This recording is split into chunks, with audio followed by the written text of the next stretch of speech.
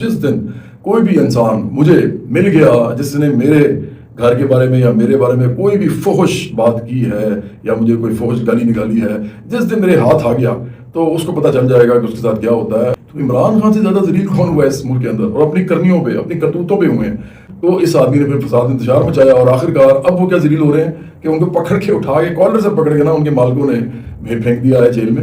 इमरान खान साहब का जो वोट है वो तो इंटैक्ट है, और फिर ऐसे में हमने देखा मौलाना फजलुर रहमान जो हैं वो भी खान साहब की रिहाई का मुतालबा कर रहे हैं।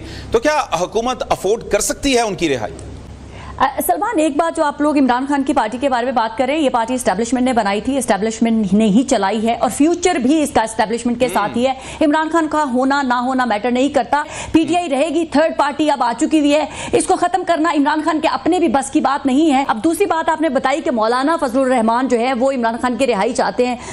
बड़े ही एहतराम के साथ मौलाना फजलुर रहमान काफ़ी अरसे से इररेलेवेंट हो चुके हैं, सिस्टम से कहीं नज़र नहीं आते हैं, तो उनके पास एक बयानिया होता है, एक पॉइंट ऑफ व्यू होता है जो वो रखते हैं कि इमरान खान को बाहर निकालो। इमरान खान के अलावा उनके पास अपना क्या बयानिया है, वो पाकिस्तान के लोगों के लिए क्या कर रहे हैं? तो अनफॉर्चुनेटली किसी के पास इस वक्त कुछ भी नहीं है, क्योंकि एक गवर्नमेंट का जो पीएमएलएन हिस्सा है वो इस वक्त शाइन कर रही है और बाकी सब तो लोग तमाशे कहीं अंधेरे में गुम हो गए हैं और वो अंधेरे में कहीं हाथों मारकर जो है अपने आप को रेलिवेंट बनाने की कोशिश कर रहे हैं, क्योंकि पाकिस्तान के लिए ये पार्टियां रहेंगी। मैं ये नहीं कह रही कि पीटीआई खत्म हो जाएगी, जो कि पीटीआई के लोग खुद कह रहे हैं। मुझे पीटीआई खत्म होते भी नजर नहीं आ रही है, पीटीआई रहेगी, थर्ड पार्टी अब आ चुकी हुई है, इसको खत्म करना इमरान खान के अपने भी बस की बात नहीं है। पागल आदमी था वो, उसने वजारत उस्मा भी हासिल की, पहले आरटीएस बिठाया, रियासत की इन्वॉल्वमेंट से ये आए, पख्तूनख्वा में भी इसी तरह उन्होंने हुकूमत हासिल की, और अब ये हमारी छाती पे मूंग दल रहे हैं। मतलब इसका मतलब ये है कि फसाद, इंतशार, वो जी मुझे भी निकाल दिया वगैरह वगैरह। हालांकि आप जिनकी मालिकों की फौज के बूट पॉलिश करके आप आए थे, आपने उनकी नमकरामी की अपने मालिकों की, आप एक मुलाजिम थे, तो जाहिर बात है उन्होंने वो जब मर्जी आपको निकाल दें। तो आपने उनसे लड़ाई लड़ने के बजाय जो आप उनसे किसी बंद कमरे में लड़ सकते थे, आपने वहाँ के अंदर लड़ाई लड़नी शुरू कर दी। अब हमका क्या ताल्लुक है भी आपकी लड़ाई से? आप तो उनके बूट पॉलिश मुलाजिम हैं। और वो देखें ना, जवाद अहमद के साथ तो नहीं वो ये कर सकते। अगर वो ये करेंगे तो ये तो फिर पूरी कौम को पता होगा कि ये तो गलत बात है, क्योंकि मैंने तो बूट पॉलिश नहीं किए होंगे। और मैं तो सियासत कर रहा हूँ, ना मैं फसाद कर रहा हूँ, ना इंतजार कर रहा हूँ, ना मुझे कुर्सी की ख्वाहिश है, ना मुझे वज़ीर आज़म बनना है। मैं तो सोशलिस्ट पार्टी बना रहा हूँ पाकिस्तान। बिस्मिल्लाहिर्रहमानिर्रहीम। अस्सलाम वालेकुम नाज़रीन, जवाद अहमद जो 90s के दौर का सिंगर है और ये आजकल सियासत में उतर चुका है। जब इससे कोई एंकर सवाल पूछता है तो इसकी इज़्ज़त मिट्टी में मिल जाती है, और फिर भी ये अपने आप को आजकल सियासतदान कह रहा है। ये अपने आप को बहुत बड़ा सियासतदान समझता है।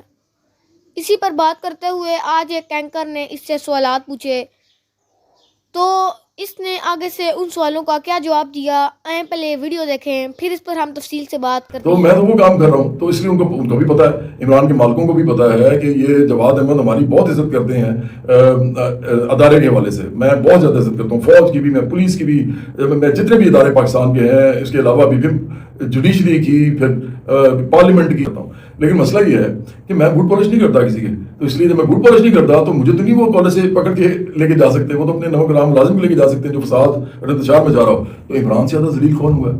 उनसे ज़्यादा कौन जलील हो सकता है जिनको कॉलर से पकड़ के जेल में डाल दिया गया और अभी तक जेल में बैठे हैं? वो भाई साहब वहाँ पे जाली इनकलाबी बने हुए हैं, क्योंकि बाहर अगर आएंगे तो सियासत खत्म हो जाएगी, लोग कहेंगे लो जी इस आदमी ने बड़ी बातें की थी। अब बाहर आने जोगे भी नहीं है, अगले डील भी नहीं दे रहे, और वो अगले कहते हैं कि पहले पता नहीं क्या क्या लिख के दो हमें, उसके बाद बाहर आएंगे। तो इमरान खान से ज़्यादा जलील कौन हुआ है इस मुल्क के अंदर, और अपनी करनियों पे, अपनी करतूतों पे हुए हैं।